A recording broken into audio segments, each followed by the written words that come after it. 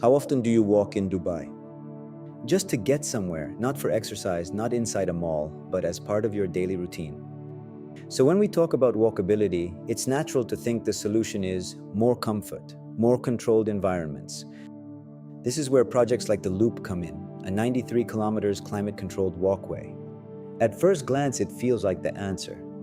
And to be clear, it's a bold idea, a large-scale system that can shape identity and offer a new way to move across the city. But I keep asking myself something simple. Will this actually make people walk? Not in theory, but in real life. Because systems at this scale come with a challenge. As you know, it's how to reach and how to access. So to use the loop, people still need to reach it, often by car or through limited entry points. So it can easily become a destination, a place you go to, rather than something that becomes part of daily life. And that's where walkability becomes more complex, because walking doesn't happen across 93 kilometers. It happens in the last few hundred meters. Between home and a cafe, between a station and an office, and between people.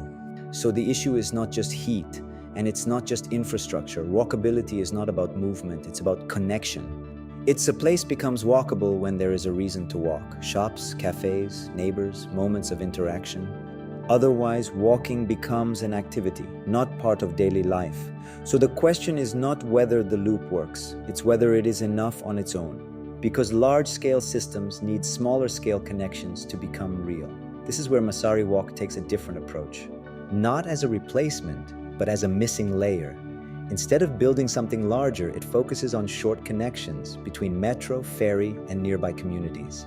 Right now, many of these are only 1.5 to 2 kilometers apart.